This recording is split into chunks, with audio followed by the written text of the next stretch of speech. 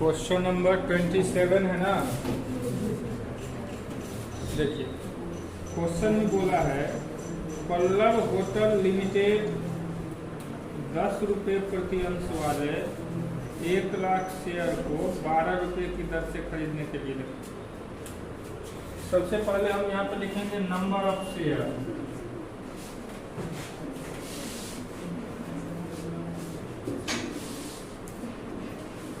एक लाख शेयर था, ये था ना जी।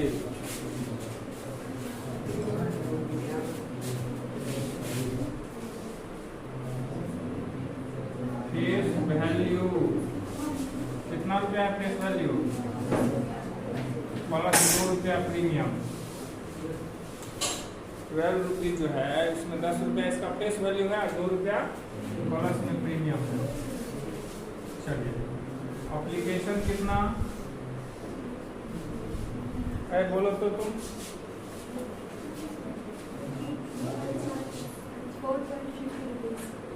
4.50। अलॉटमेंट कितना?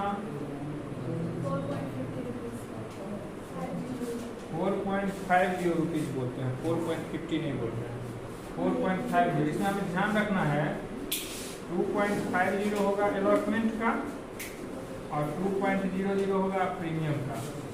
अलॉटमेंट पे ना प्रीमियम रहता है। जब तक क्वेश्चन में कोई अलग से इंफॉर्मेशन ना हो तो हम मानते हैं कि प्रीमियम अलॉटमेंट है। ओके चलिए इसके बाद first and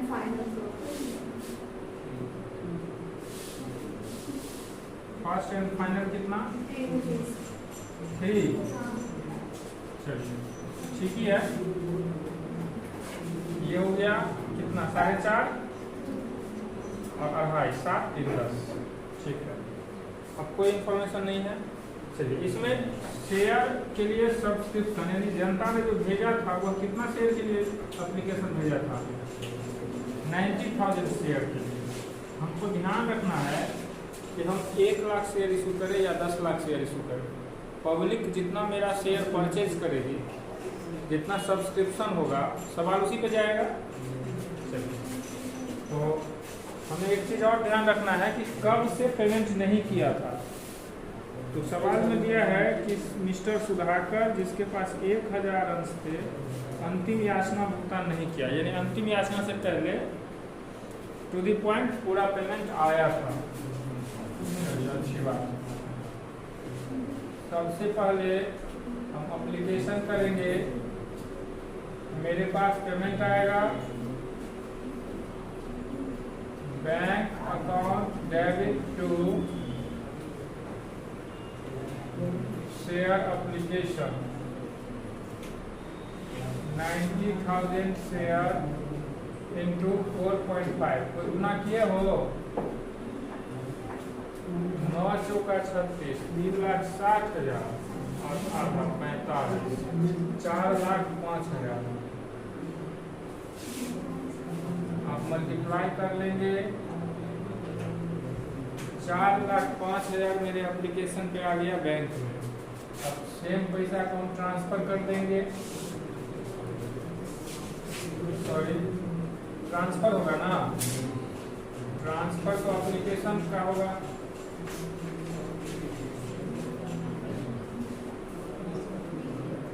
application account debit to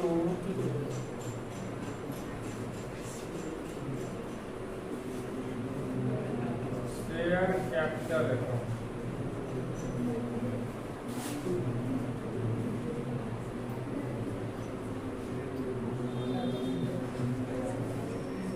मुझे नहीं लगता है इस पॉइंट सब पे आपको फोकस करना है, बस पार्ट ऑफ क्वेश्चन है तो बनाना है। Application clear. अलॉटमेंट में बोला था प्रीमियम भी, हम इस बात को नहीं भूलेंगे। तो जब प्रीमियम बोला था तो हम अलॉटमेंट का मान करेंगे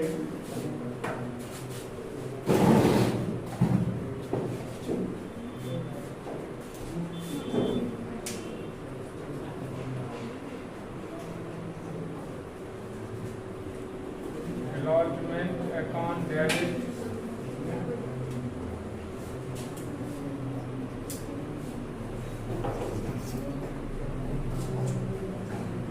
शेयर कैपिटल अकाउंट, सेक्यूरिटी,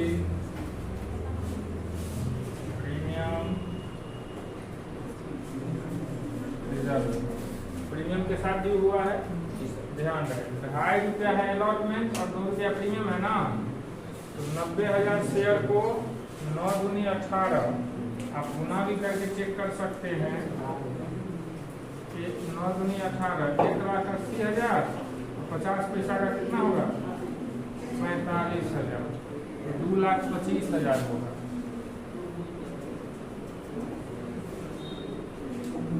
अब प्रीमियम का 2 रुपया है तो 1,80,000 होगा, टोटल जोड़ के 4 lakh.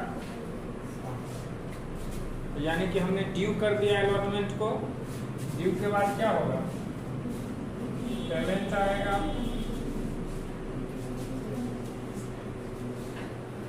Bank account debit to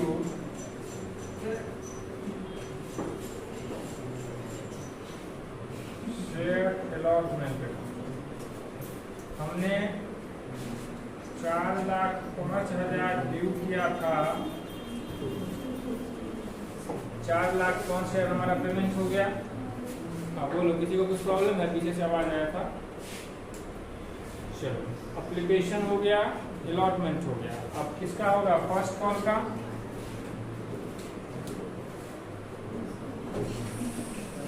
first and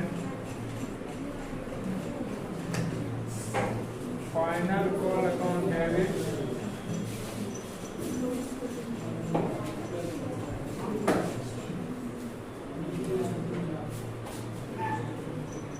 first and final call account debit to share capital account. कितना शेयर था, 90,000। दाम कितना था इसका, एप्लीकेशन अलॉटमेंट फर्स्ट कॉल 3 रुपया।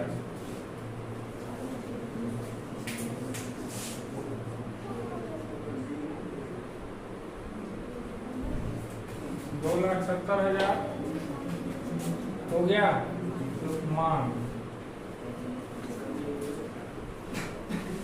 इसके बाद मेरा फर्स्ट कॉल पे पेमेंट आएगा, bank account debit to share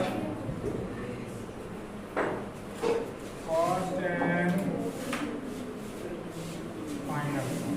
हमें ध्यान रखना,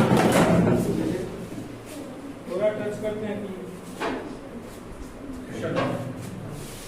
तो हमें ये ध्यान रखना है, क्वेश्चन में बोला था कि मिस्टर सुधाकर के पास 1,000 शेयर है जिन्होंने फाइनल कॉल का पेमेंट नहीं किया। ठीक है, 1,000 शेयर है ना जी। हम कितना मांग किए हैं, 270। 1,000 शेयर कितना नहीं देगा, 3 रुपीज नहीं देगा, 3,000 नहीं आएगा, 267 आएगा ना,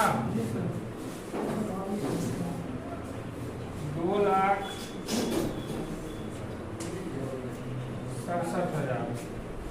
3,000 नहीं आया, क्योंकि आपको पता है कॉल सिनेरियर बनाने का 2 तरीका। एक तो एंट्री में डेबिट करो कॉल सिनेरियर, तब भी मेरा बैंक घट जाएगा, और दूसरा एंट्री करो ही नहीं, बस अमाउंट घटा दो, अपने आप इफेक्ट पड़ जाएगा। क्लियर। अब ये जो पैसा नहीं दिया तो बोला इसको जब्त कर दिया। क्या किया हमने, तो जब्त का एंट्री क्या बनता है,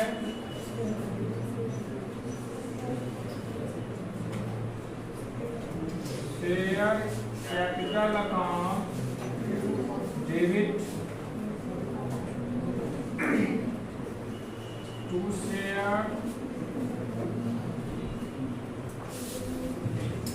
फोरफिटेड अकाउंट। आपको पता है कि फोरफिटेड में कौन सा अमाउंट जाता है, जो हम प्राप्त करते हैं। तो 10 रुपया शेयर का दाम है, जिसमें से 3 रुपया यानी फाइनल कॉल नहीं मिला, यानी 7 रुपया मिल गया। यही ना नियम है। प्रीमियम का राशि जब प्राप्त कर लेते हैं तो जब भी टाइम में उसको लिखने का कोई चर्चा करने का बात ही नहीं है। समझ रहे मुस्कान। इसका मतलब ये हुआ कि हमको 3 रुपया नहीं प्राप्त हुआ तो 7 रुपया प्राप्त हुआ। तो 1,000 सबसे 1,000 शेयर जब कर रहे हैं ना, 7,000 जब्दी में चला गया जितना प्राप्त किए थे, और जो नहीं प्राप्त किए थे वह किस्त का नाम क्या था, share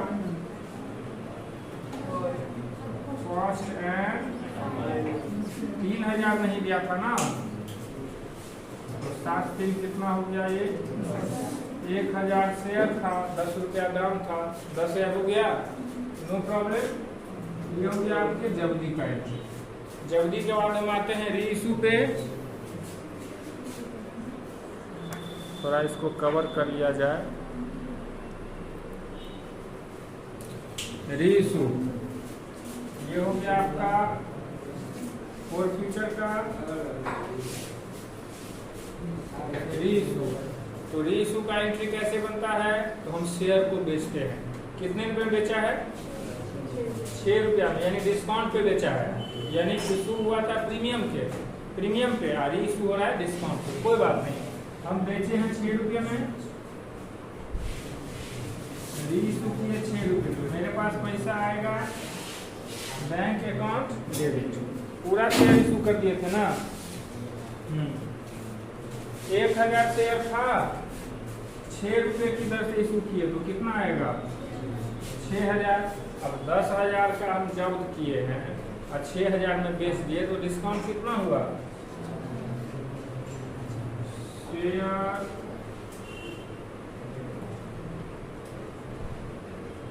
forfeited account debit to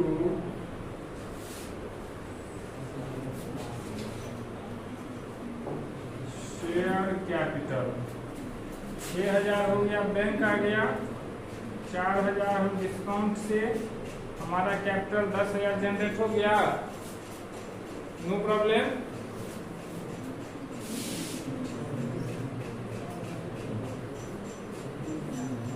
चलिए रीइशू के बाद हम देखते हैं कि जब्दी पर कुछ फायदा या हानि।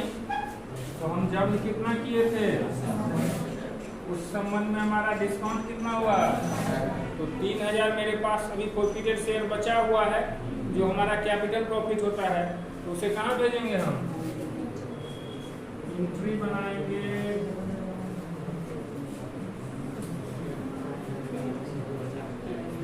Share forfeited account debit to